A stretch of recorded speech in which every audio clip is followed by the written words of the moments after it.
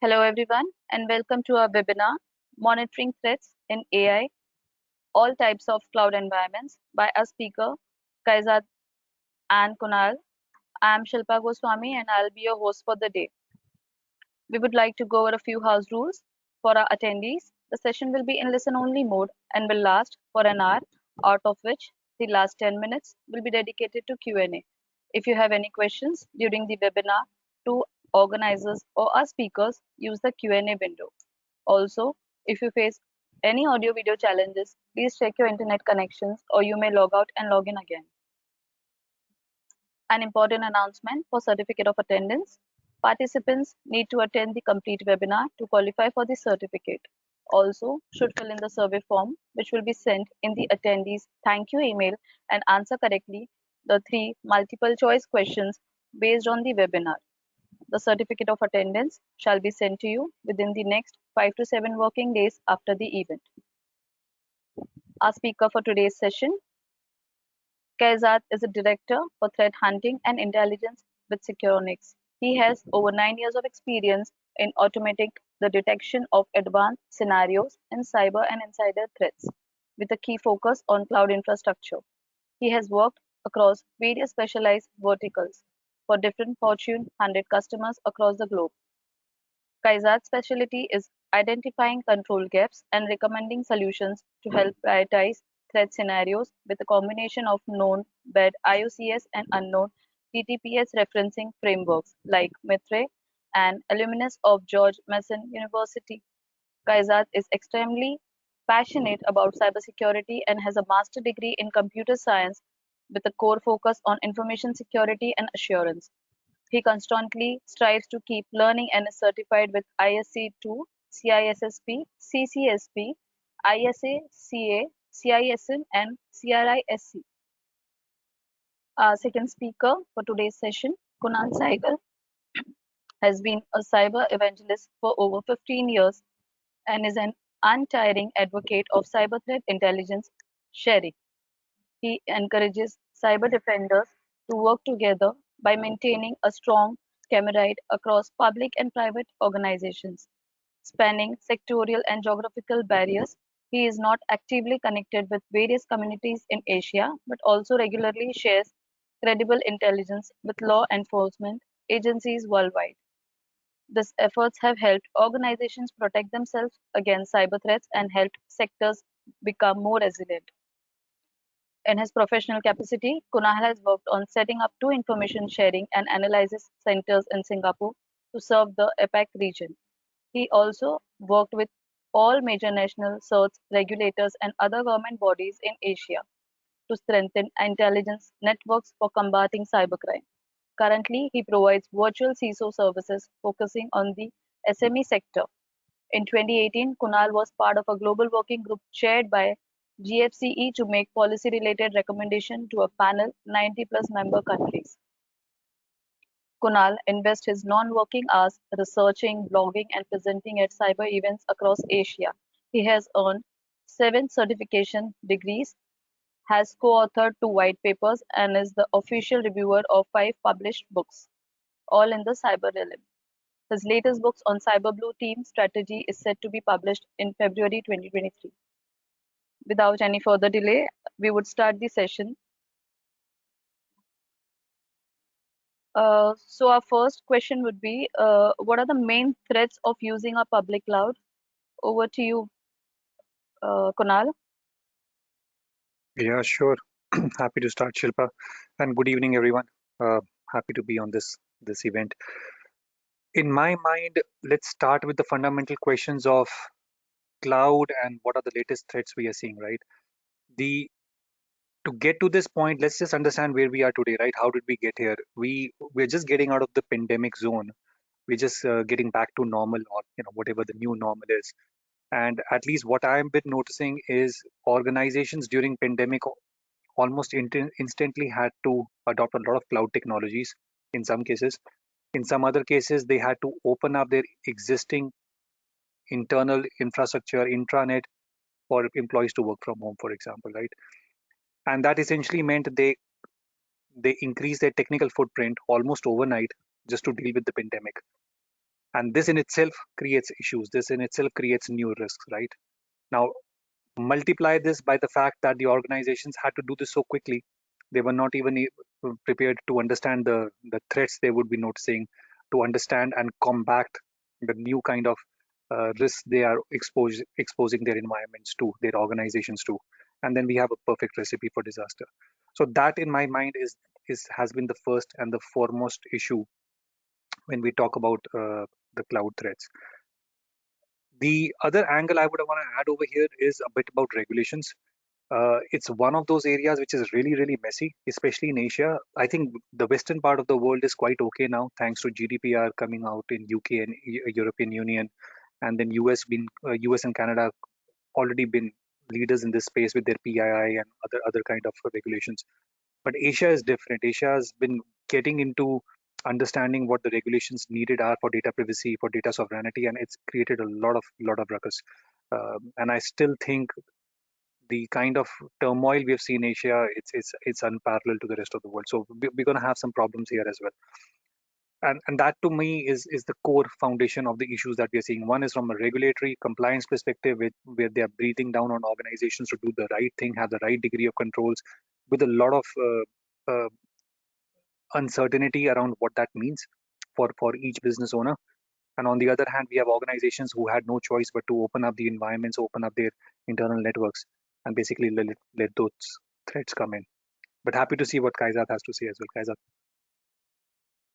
Thanks, Karan, and thank you for the introduction as well. From my side, I think if we talk about threats that are encompassing the cloud environment, like Kunal mentioned, a lot of organizations were forced to adopt cloud strategies, forced to adopt the move to the cloud, migration to the cloud, and because of that, some of them were not equipped with the background that was needed to secure everything, the infrastructure that was required to ensure that they have the right telemetry, the right detection, the right preventive controls in place to identify any issues on the cloud. And some of the key ones are, related to objects and buckets being left open, the permissions around that. So, for instance, if you're storing data on the cloud, if you don't have the right permissions on those objects or buckets, like AWS calls it, you will allow an attacker or an adversary or any other external entity easy access to those entities.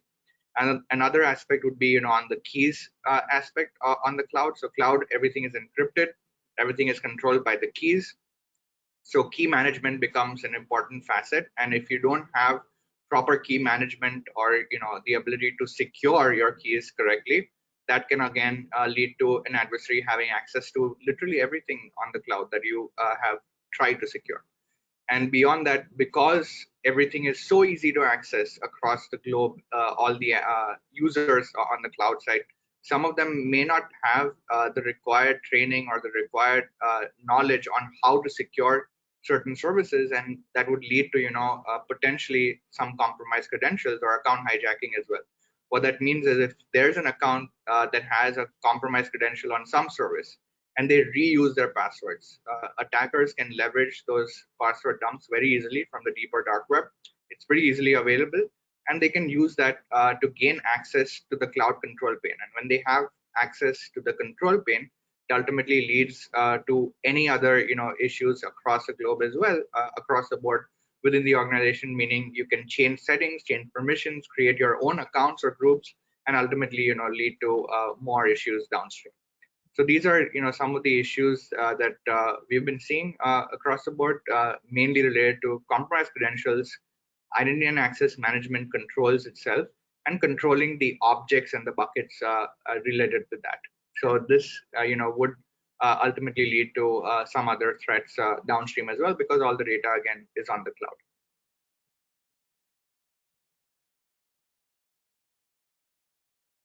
Thank you, Kunal. Thank you, Kaizad. So we would like to go for the next question.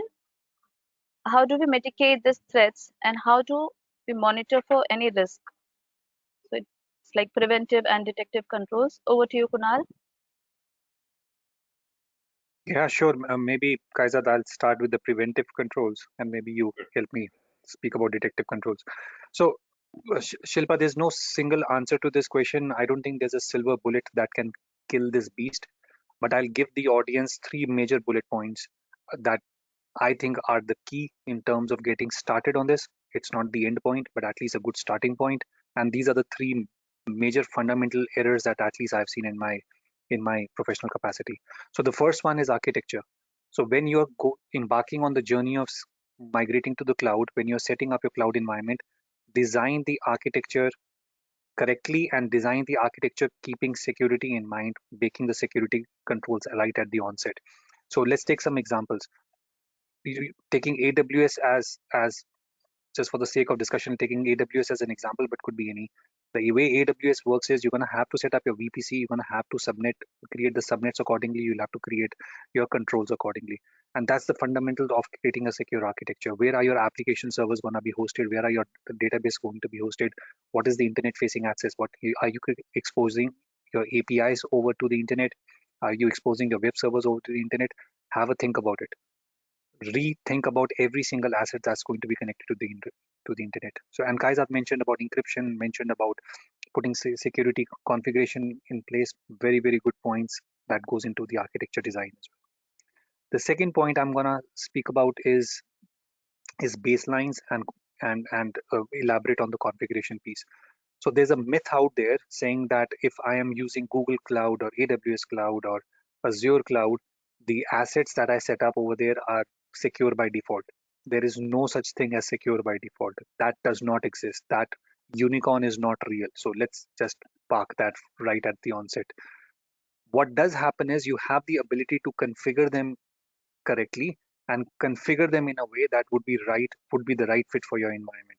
So no matter if you're setting up virtual servers, does not matter if you're setting up databases, be cognizant that your security controls are applied correctly. Encryption controls are applied correctly, hardening controls are applied correctly. So this is one of those things that people understand right at the onset from an on-prem setup, but when they migrate into the cloud, for some reason this is lost or forgotten. So that's my number 2 point. Number 3 point is access management, and I think Isaac touched upon this as well briefly. This includes two parts, which is identity access management as well as privilege account management. So let's deep dive into that. On the cloud, it is very easy to make a mistake and make a resource, make an asset available more broadly than it needs to be. Okay. When you make that mistake on prem, at least you have the comfort of knowing there's a bit of a boundary around you, right? There's a high walled garden, and someone has to jump over the wall to get into your garden. But on the cloud, making that mistake can be detrimental to the entire business. So relook into identity access management piece. Relook into how many accounts and that are being created with privileged access. Privileged access means access beyond what is needed for a normal day-to-day operation. So be cognizant that any privileged account that is created, it's not created. Why do you need privileged accounts right on the cloud? But if it's created, it is done in a certain in a controlled manner, and only the right people have access to it, and that access is not misused or abused in any way or form. So once again, 3 points: architecture, design it the right way, use secure configuration and baselines, use NIST and or any other known benchmarks out there, and number 3, identity access management, privilege access management.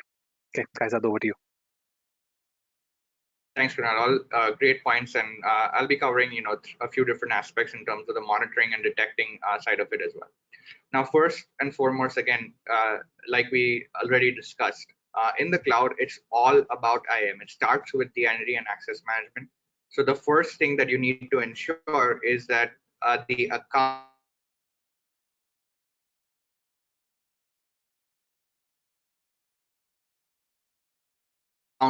the users, the permissions that you have set up are correctly set up, and then you detect in case.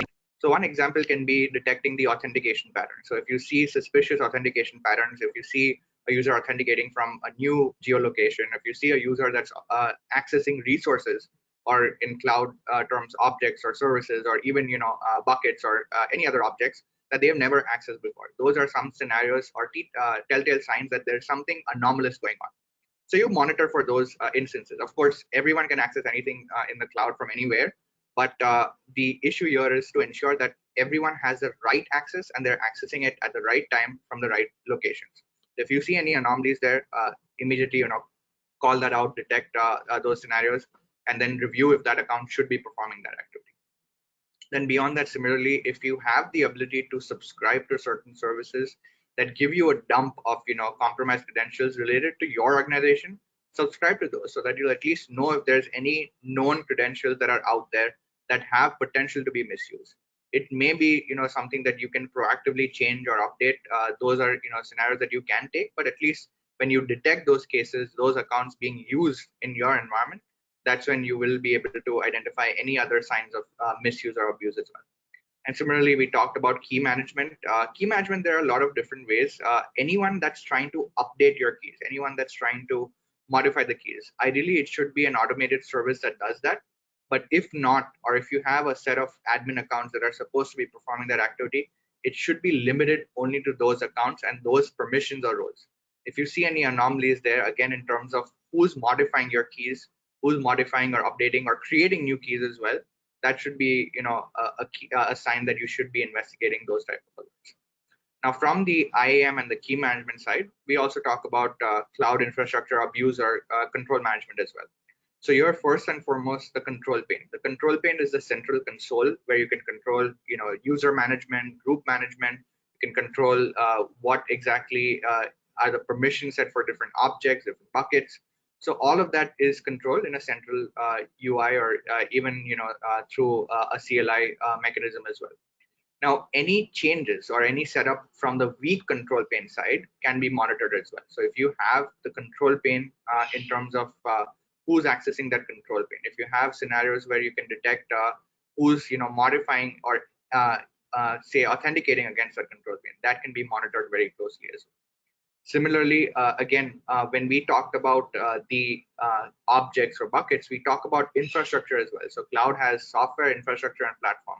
So anyone that's configuring new infrastructure, anyone that's building new infrastructure itself should be monitored as well. We have cases of crypto mining malware being leveraged even today on the cloud, where those are scenarios where users actually just create new instances and create the instances with very high power such that they can be used or misused for crypto mining. That bill comes to your organization, but it should be something that you can monitor. Again, auto scaling services or accounts, admin accounts that are performing that activity regularly should be monitored as well. But there are some scenarios where beyond those accounts, beyond those services, accounts do perform this activity, and that's where you should be reviewing these cases as well. And then finally, in terms of data loss or in terms of data breaches, you monitor any permission changes on the object itself. So if you have an object where that object has permissions, where only your internal organization is allowed to view it, edit it, or even modify it in any manner. So at that point of time, if that permission changes where the types of accounts, so if you have an external account being allowed to access it, if you have an external, if you have a public account being used such that, that whole object itself has been made public, which means that anyone on the internet can access it. So those changes are again logged in these with these cloud service providers, and all of those can be monitored very closely. And similarly, on the data loss side, we talked about key management. So if you have keys being deleted, keys being updated, all of that is logged. But why is that important? Because the moment a key gets updated or deleted, that means that all your devices, all your objects, all your infrastructure on the cloud becomes redundant, because at the end of the day, everything is encrypted. So if you don't have the encryption key, that basically means that it's basically a self ransomware that has acted on within the cloud. So you don't need to encrypt as such, but even modifying or getting access to this key is a form of ransomware as well. So monitoring that, of course, that may be too late.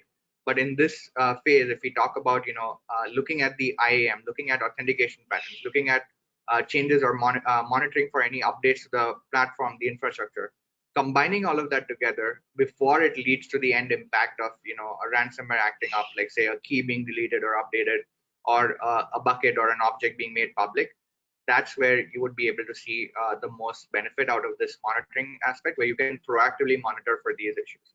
And ultimately, instead of it being reactive, where it's already encrypted, already deleted the keys, already modified the permissions, you can act on it very quickly. So a combination of all of these approaches would be the best approach here. Faisal, if I can interject over there for a second, right? All good points, 100% in sync with you. Now, the trouble with monitoring is that at least the complaints I receive is it's like finding a needle in a haystack, right? It's not like looking into tens or hundreds of lines of logs to find one thread. Essentially, you could be looking at tens of millions or even or hundreds of millions of logs in a day to find that one potential threat, right? Especially if it's a very covert attack, it's not going to be as evident on the logs, and hence the analogy of finding a needle in a haystack. By the way, that I disagree with that analogy, but just saying what I hear. So, any thoughts in terms of how do we make that easier, right? Of course, we can. There's an angle about cyber threat intelligence, which is very close to my heart. There's an angle about ISACs and certs, which is again something I've done a lot in the past. But I mean, what are you noticing over there? Yeah, so definitely, I mean, it is challenging when you talk about the amount of logs that are generated now. It's always in the billions instead of millions now.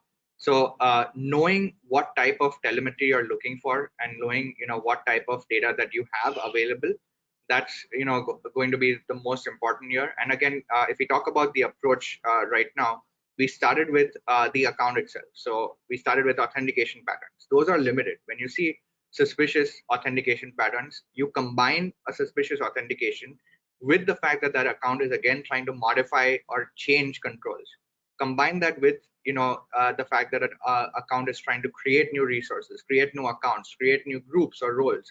When you combine those telemetries together, where you say that there is an account that's acting up with suspicious authentication, with new permissions that they have never before had, and combining that with changes or modifications in the control plane, modifications in the infrastructure, or modifications on the object itself, a lot of those aspects reduce the number of alerts that you would ultimately have to review, because you're adding you're building kind of like a kill chain within the cloud. So you're building a proactive kill chain where you start off on the left of, let's say, authentication or some kind of misuse or some kind of known accounts that have been compromised, and then take it right where you combine that with permissions or privilege misuse, and then that combination itself would give you a higher ability to detect more precise detections.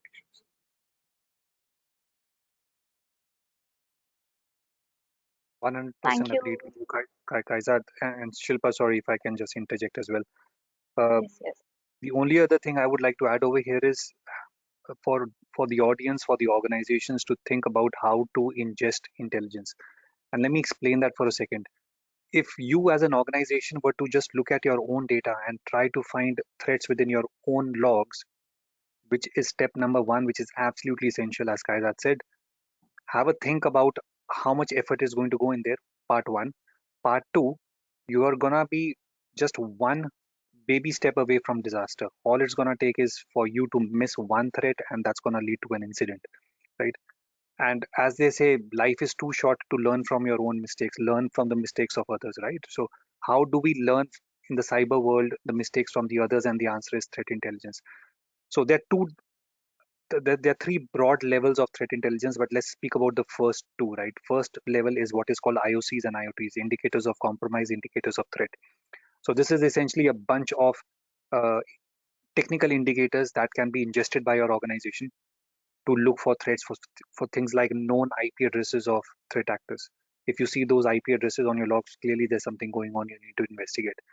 Knowing hash values of known malwares, right? So have a look in terms of if your organization, if any of your assets have known signatures of malware. So that's the very foundational and basic level. A little bit more complex, but much more valuable is what is called TTPs, or tactics, techniques, and procedures. A little bit more complex, but gives you much more mileage for your effort, is rather than relying on IOCs and IoTs, which can be changed, swapped, modified quite easily. It is very trivial to change an IP address. It's very trivial to change the hash value of a malware. But understanding how a threat actor operates and understanding how a threat actor typically attacks an organization, and using those tactics and techniques and embedding them in your organization. So as soon as you see those tactics, you know there's something amiss, right? Something that needs to be investigated. So that's another very powerful way of defending your organization. Sorry, guys, back to you, and then Shilpa, I didn't mean to completely interrupt. agree with that. I think all of the scenarios that we just talked about in monitoring are more tactic and technique based rather than IOC based. IOC is, if you know something is bad, you would want to block it. You ideally should have preventive measures to block it. but the unknown bad is through detecting the anomalies through the tactics, techniques, and procedures, through MITRE or otherwise CSAs as well. Those are cases where you can proactively detect those scenarios and combine multiple detections or signals with each other to identify anomalies that need to be prioritized. So definitely agree with that.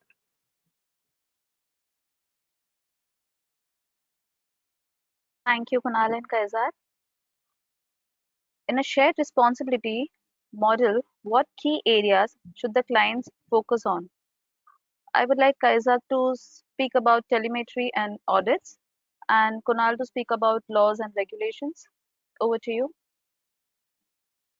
Sure, yeah, I can start off and then I'll hand it over to Kunal. So, firstly, in terms of telemetry that is required, we talked about how we can detect it, but a lot of these cloud providers have the telemetry that is needed. You just need to ensure that it's enabled in your environment so as to detect these anomalies. So, first off, identity and access management and authentication.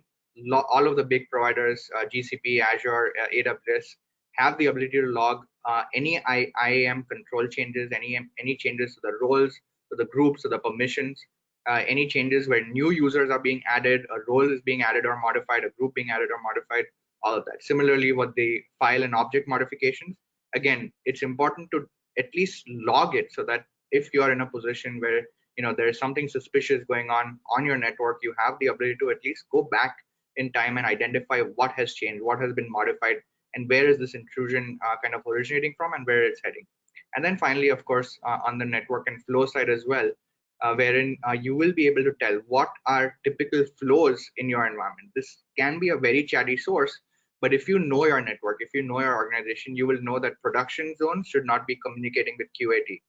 Similarly, you should know that from one specific country to another country, you should not typically have ingress egress type of rules unless you have set that up. And specifically on different types of ports or services, again, you know what your organization is, you know what your services are. If there's something anomalous between these zones, between these flows, that's when you would be able to identify these anomalies, and combining that with the other detections that we already talked about would be the best. So ensuring that you have telemetry on the IAM side, on the user group role modifications, on object modifications, and finally on network flow, and also combining all of that would be the best here. And in terms of a shared responsibility, just because you take services or subscribe to services from a cloud service provider, it does not mean that you're devoid of any of the other issues that should be your responsibility. You are responsible for protecting your own environment, and that's where you can request for and review the audits that other third parties do. They may not allow the cloud service providers may not allow yourself to conduct these audits, but you can review the audit reports that are conducted frequently depending on what your environment is. So if you are a federal environment, you have different audits. If you have a financial requirement, then there are separate audits for that. So there are specific audits on the cloud as well related to your industry that you should constantly request for and keep on reviewing those regularly to ensure that your cloud service provider is also held accountable for these.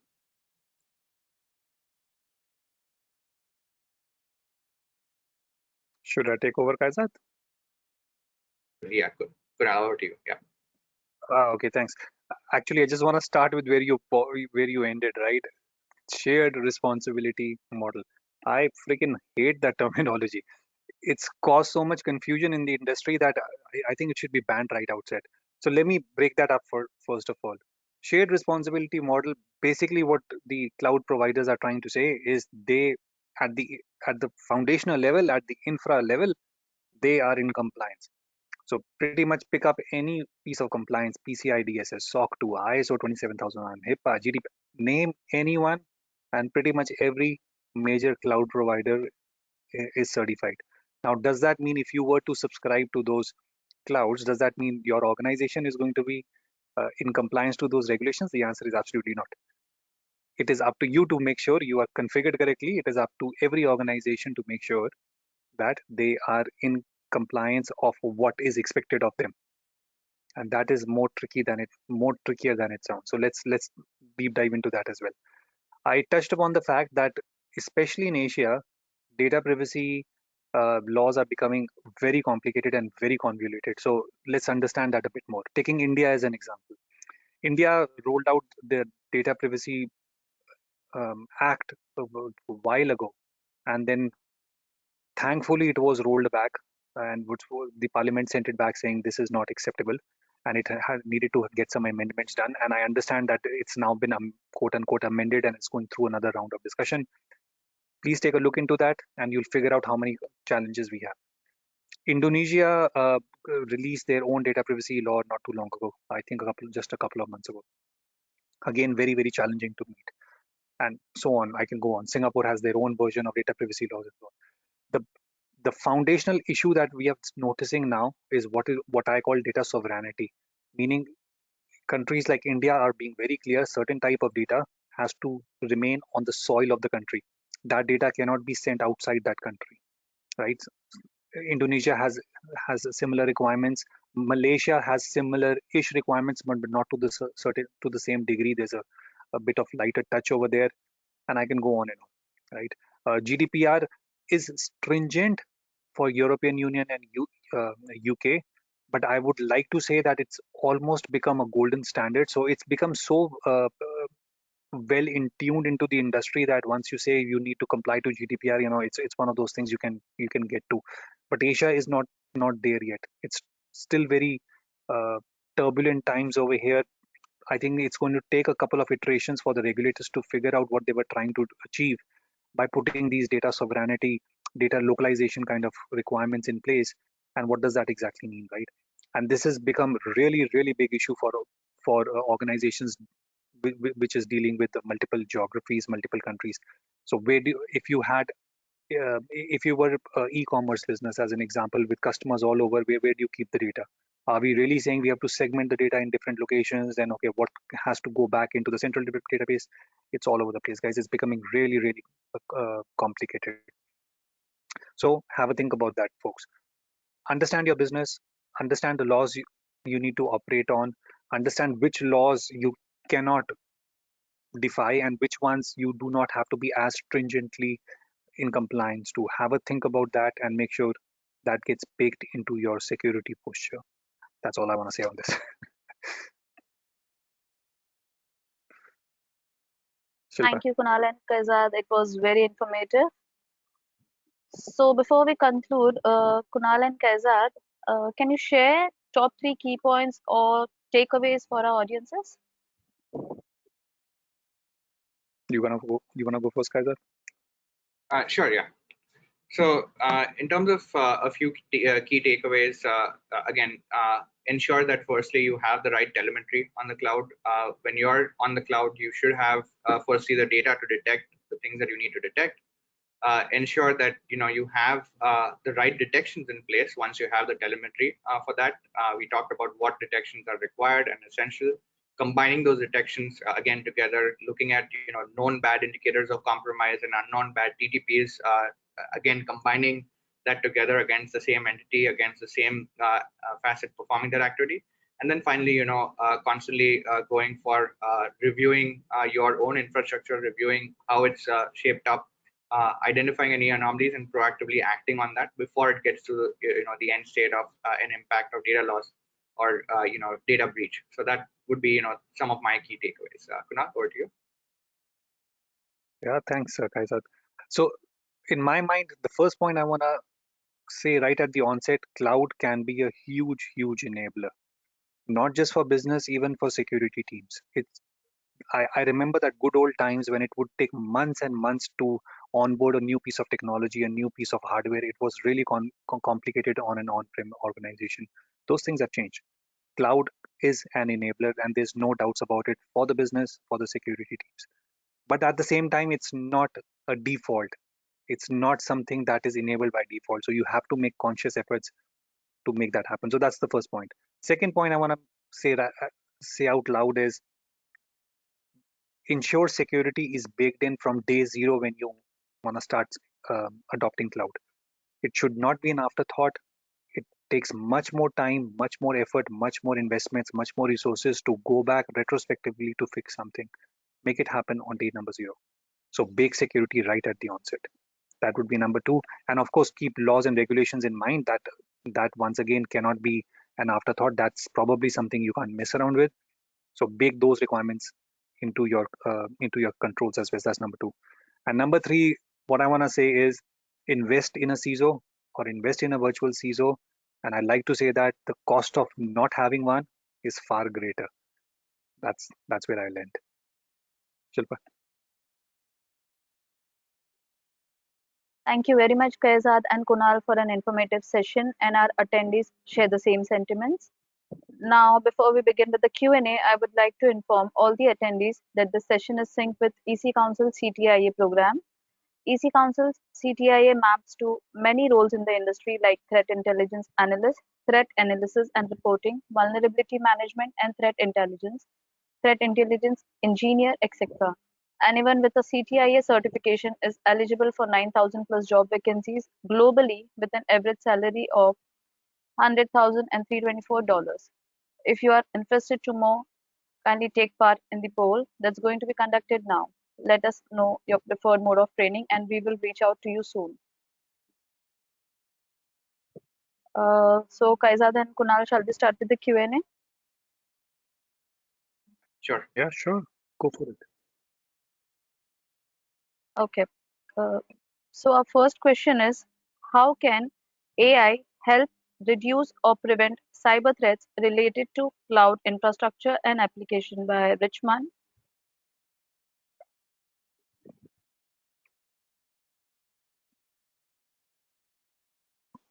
Kaizad, you want to take this? Yeah, sure. So in terms of AI, it's something that will definitely ensure that you have uh, the anomalies that you can detect it.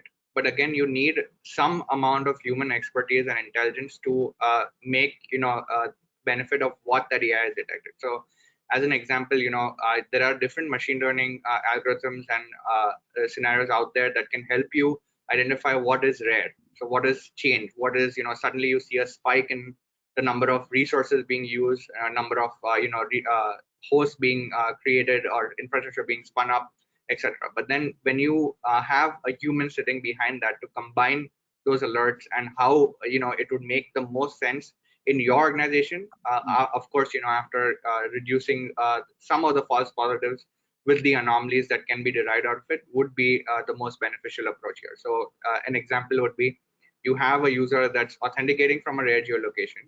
You combine that with the fact that there is a sudden spike in the number of instances being created, and you have permissions being changed. So that combination, your analysts would know, because they understand what your environment looks like. They understand that these services are approved. They understand that this is what should be identified as known scenarios where this is allowed.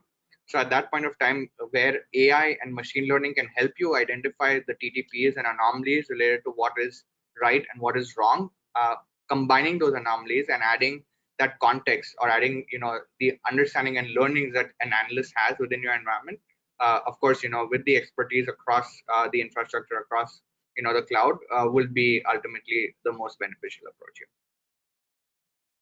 Yeah, if I can add one more thought over there, guys, I completely agreed with you. And I think the spirit of the question comes from Chat GPT and all the other good stuff that we've been seeing. There's a lot of hoo-ha in the industry saying this could increase threats, and there's some credible facts behind it. We have seen um, AI create malwares or be able to tweak malwares to make them more unique, right? All of that is absolutely correct. I'm not denying one of them. In fact, I will even go on to say that these kind of tools are gonna be probably more useful for the attacker than the defender, right? Probably, but that we'll have to see. But if you were to ask me for my opinion, it would be much beneficial for the attacker. But what does that really mean? It essentially means good old days when we had script kiddies, which were bulk of the attacks. That's just gonna go up. Now script kiddies have much better tools to create much more quantity of attacks. That's all it means. That does not mean the quality of the attacks goes up. That does not mean we're gonna have some new threats come in, right? I hope that that makes sense. It's not the end of the world. I do not think this is gonna create more havoc for us. If anything, we're gonna see quantity go up rather than quality, and I am not worried about that. Thank you, Kunal and Kaizad, for answering that question. Our next question is by Craig. What frameworks and standards do you recommend to be used for guidance and direction for doing cloud incident response?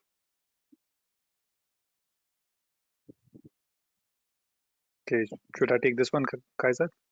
Absolutely, yeah. I don't think there's any single answer to that, but probably I'm mistaken. I do know NIST has a good framework. I know ISO 27001 has a good framework. And before you get to a framework, please be mindful about your organization. Every organization is different, folks. Every organization has a different need. Every organization has a different culture. They say, and I strongly believe in this, culture eats strategy for breakfast, right? So be mindful of the organization and the culture. Secondly, be mindful of what regulations, what laws are applicable to you. In lots and lots of cases, especially especially organizations that are heavily regulated, financial sector, medical sector, so on, they have some very stringent requirements. Okay, so have a think about that and make sure your incident response processes have the uh, right offshoots into these kind of requirements. Okay, but eventually start with any framework that you're most comfortable with. Start with NIST, that's fine. Start with ISO if that's what you think, but do not stick to a framework. Please make sure it's tweaked to the right degree for your organization, for your business, for your laws and regulation. Thanks.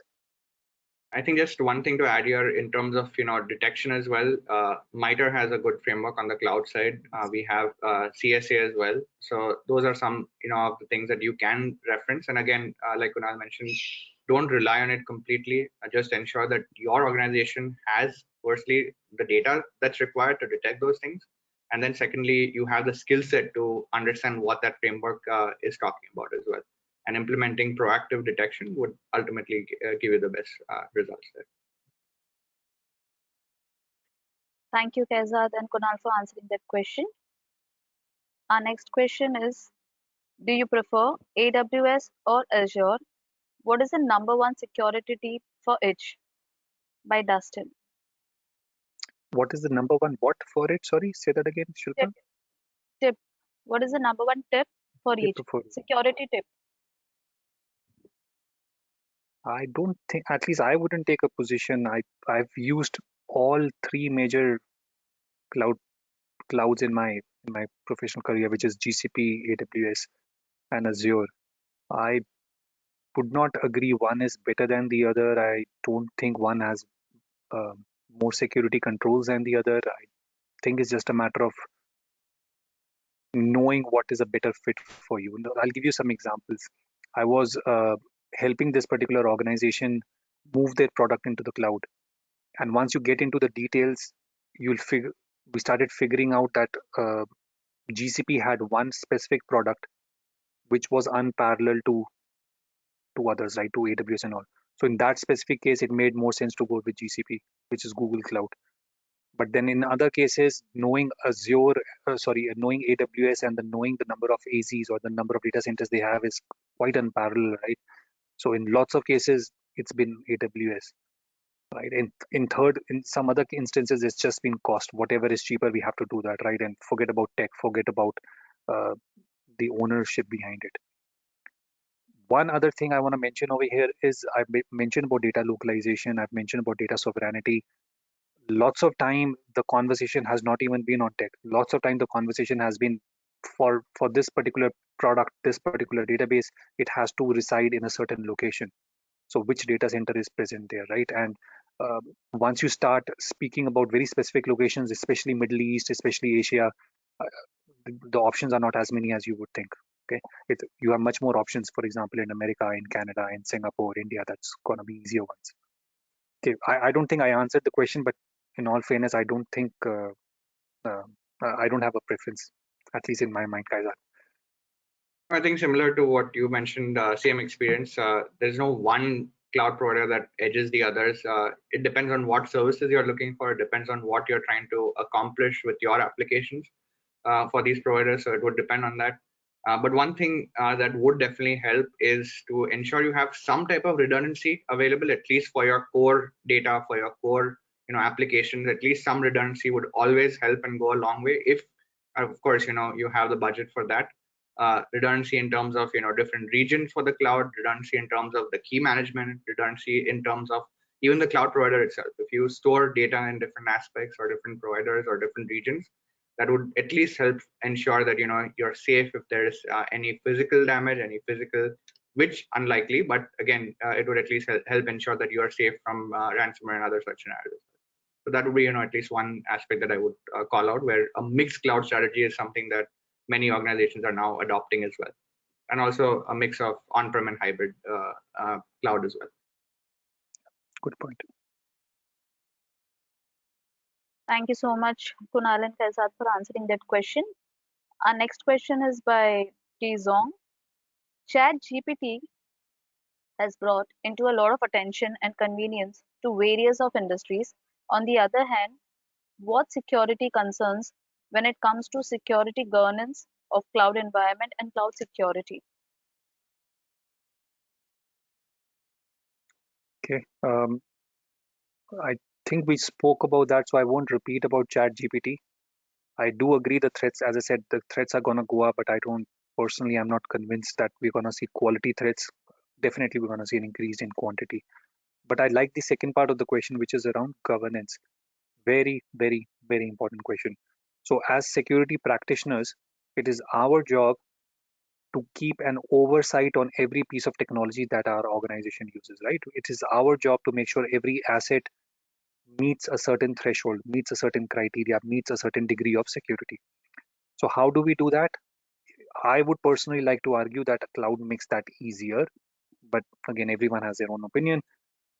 Pretty much every major cloud, AWS, GCP, what have you, has that ability to set up compliance tools. Right? With literally click of a button, you can set your compliance policies, you can set your thresholds, you can set automated alerts saying anytime an asset uh, goes beyond a certain benchmark, beyond a certain standard, it's an automated notification to the security team. In lots of cases, I've seen organizations do it even better. They've put some guardrails saying any part of the business can create an asset, any part of the business can create virtual servers, virtual databases. That's fine as long as it's within these parameters, right? It almost becomes a self-serve kind of a setup.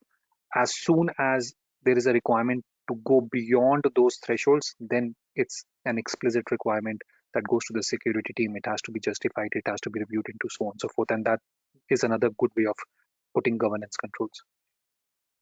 Guys, I'll over to you. I think nothing further to add on my side as well. Like you said, it's important to ensure that you have the right governance in place. Firstly, for a lot of these technologies, you have the ability to at least understand how and why these technologies are being used, so that you can get to a point where if they are being misused, you would be in a position to identify those scenarios. So that's the only thing I would give to that. Thank you, Kunal and Kaizad, for answering that question. Our next question is by Ricardo. What specific tools should a company invest into monitor cloud environments? Are third-party SIEM solutions and CSMP software a good investment instead of integrated tools, especially for multi-cloud environments? Guys, your bread and butter, go for it. Yeah, so I am biased mainly because I do work for a SIM platform, but ultimately, yes, a SIM or it could be any kind of log management platform is beneficial specifically for, as you called out, the multi-cloud strategy, because within the environment, within the ecosystem of the cloud service provider itself, there may be limitations. Like AWS has its own guard duty, Azure has its monitor, GCP has its own controls as well. But ultimately, you won't be able to go beyond that and see what their controls are. If you actually look at what they're doing right now, they've called out specific scenarios that they are monitoring, detecting, and preventing very well. So those probably work out very well. But then beyond that, attacks are evolving, scenarios are updating, and you don't know how your environment is being used at this point of time. So because of that, monitoring these aspects with a SIM or with any kind of log management platform in an alerting mechanism, where if you have these alerts being generated, you act on those alerts, you respond to those alerts, similar to what a SOC would do, but with the knowledge of cloud technologies as well. would be extremely essential and would be something that I would highly recommend. And Kaiser, agreed with you here. I won't answer this question, but I'll give you some stories, right? I'll give you some use cases. I was helping this organization, again, multi-cloud, get set up for the security monitoring for the SIM.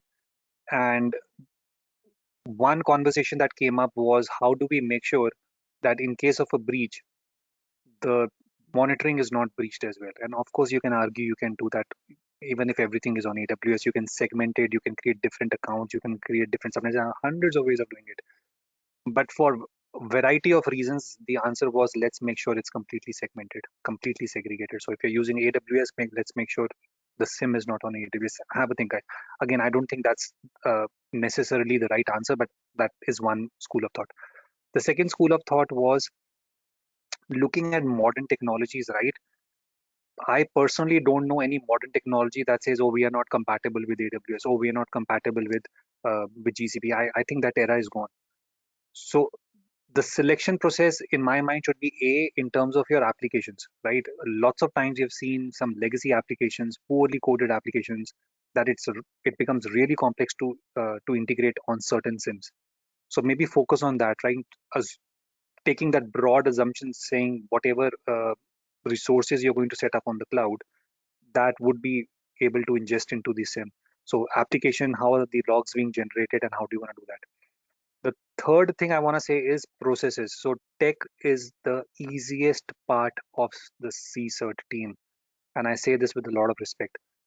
Tech is not the most complicated part. The processes and the response is more complicated than the process, than the tech, sorry, my bad. So have a think about what processes, what resources, um, um, what kind of people do you have on your team, and make sure you have the right selection done on that. So as an analogy, let's not go and buy a Ferrari, right? I'm sure that's the best car out there. I'm sure it goes very fast. It's really beautiful to look at. What's the point if your own team says, I have no idea how to drive this, I have no idea how to tweak this, I don't know how to maintain it? Then what's the point of getting a Ferrari? Might as well go for Honda, if you see what I mean. Okay, just some experiences. Thanks.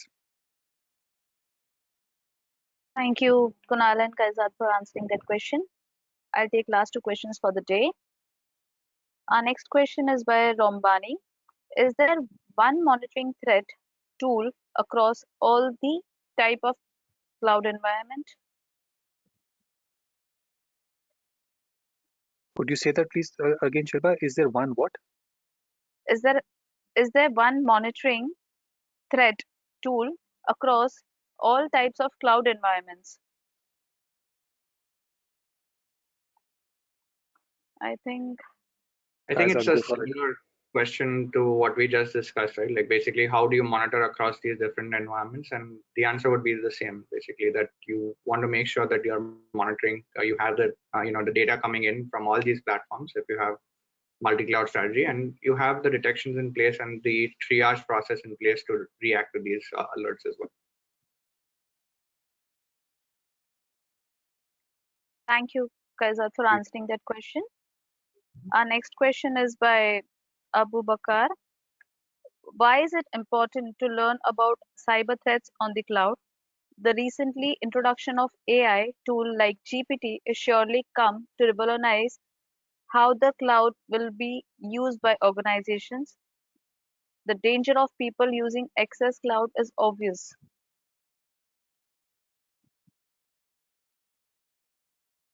So was the question saying we don't need security on the cloud thanks to ChatGPT? Did I hear that correctly?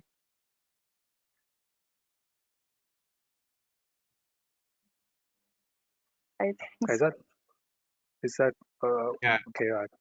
I think, I mean, why do we need to learn or review or talk about security on the cloud when AI will control it? So AI is not perfect, I think. I mean, we all know that. Even ChatGPT makes mistakes, as much as we'd like to believe it doesn't. And at the end of the day, you need a human to talk about precision and recall when it comes to these AI models as well. So precision in terms of how good are your alerts, recall in terms of in scenarios where you miss out on certain cases, or if you have a lot of false positives, how do you tune those? So a lot of that is where that human component comes in, where AI can be an enabler, but it should not be something that at this point is used to completely replace what security professionals and the knowledge that they have. Yeah. And I would want to say that one more time, saying ChatGPT and AI is first going to be used more for attack than defense. That's going to be the first use case. Not saying the defense is not going to come in. Of course, it's going to come in, but attack's going to happen first. But as I said, it's just not going to be that quality of attacks. It's just going to be quantity of attacks that goes up. And eventually, yes, the AI is going to catch up, and then we start using on the defense side, and then again, the noise that is created gets starts getting blocked by AI as well. And then it becomes an AI war, right? Which who has a better algorithm, the attacker or the defender? But eventually, I agree with Kaizat. I don't see why the humans and the cybersecurity professionals, like all of us on this call, uh, are not going to be in hot demand.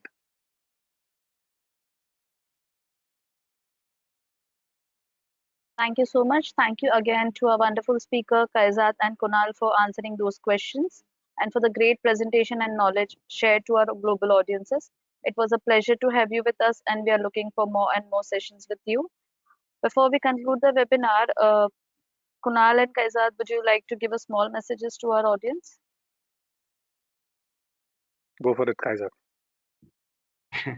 No, again, thank you again, everyone, for joining this webinar, and hopefully this was insightful. And looking forward to more sessions and sharing the knowledge and that we have accumulated across the community, and growing together as we come across new threats and new scenarios.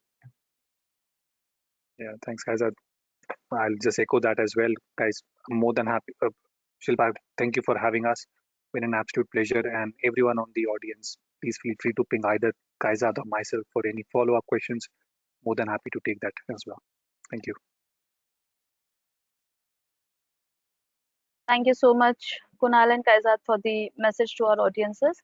Now, before we end the session, I would like to announce our next Cyber Talk session: why you should learn ethical hacking, network security, digital forensics, and SOC for a perfect launch pad into cybersecurity, which is scheduled for April 5th, 2023. This session is in panel discussion by Aaron Corpus, Lisa Bock, Mansi Thapar, and Heba Farhat.